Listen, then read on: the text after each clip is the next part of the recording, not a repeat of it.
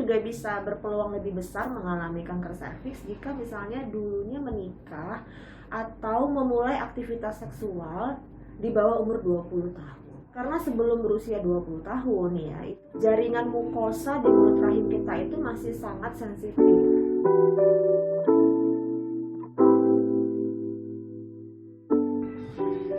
90,4 FM Sonora Medan, sahabat Sonora. Kembali kita lanjutkan Sonora Siang Women and Parenting bersama Lembaga Karin Kahandira. Masih bareng Sherini Aprianti dan Kak Melanie Fabiola, founder Karin Kahandira.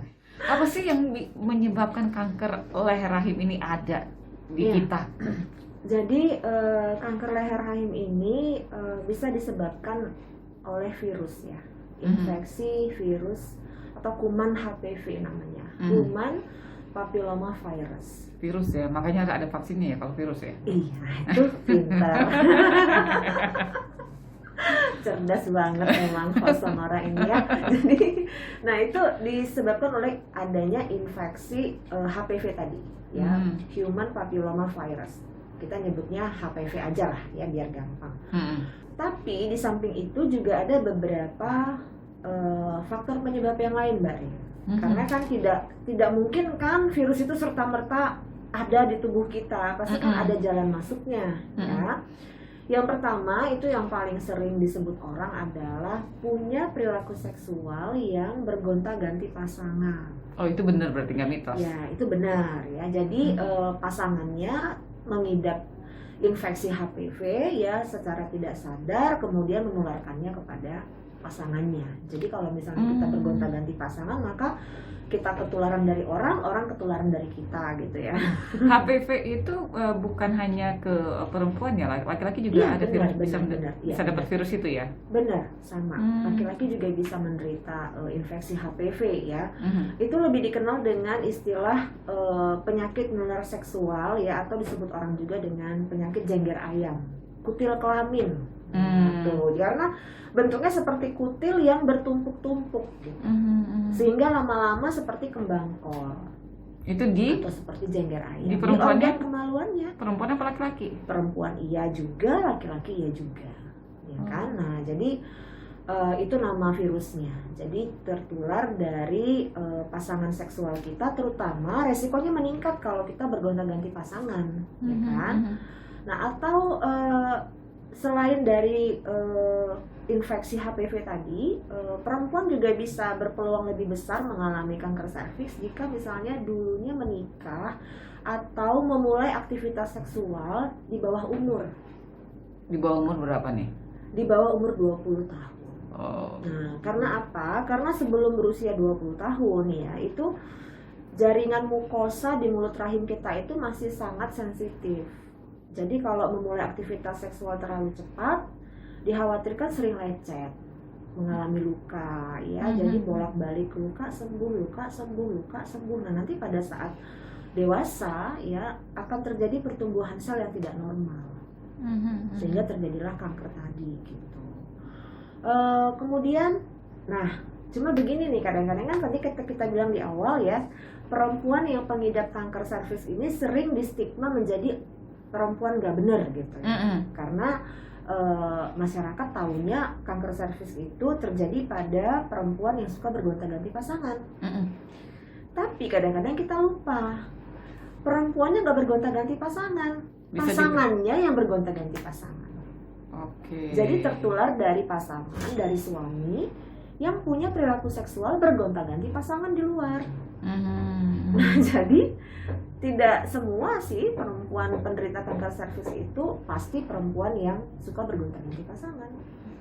Bisa jadi pasangannya yang bergonta-ganti pasangan gitu. Dia mah setia aja di rumah ya kan, tapi jadi korban ya dari pasangan yang suka jajan di luar. Jadi hati-hati para pria, kalau sayang sama istri, sayang sama anak, jangan suka jajan di luar. Kalau pisang goreng masih boleh lah ya, atau bakso gitu ya.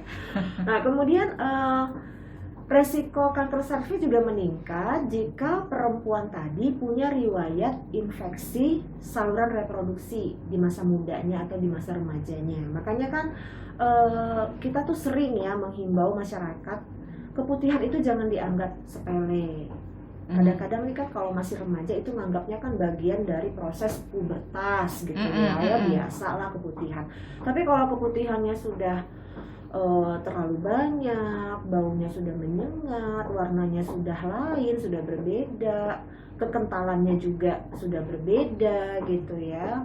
Ada yang kadang-kadang sampai padat seperti tahu tapi dibiarin aja gitu ya, baunya udah nyengat dibiarin aja.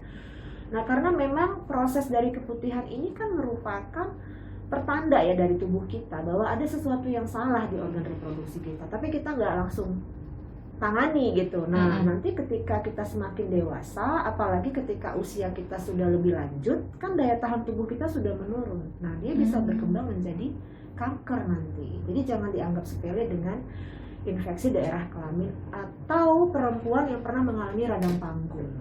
Oke. Kebetulan ini ada, saya tidak sebut nama ya, karena saya tidak sebut nama, lebih baik tidak sebut nama, dari 08589112 sekian. Saya mengalami keputihan bening biasa, tapi ketika saya membersihkan vagina, di dalamnya itu seperti tahu.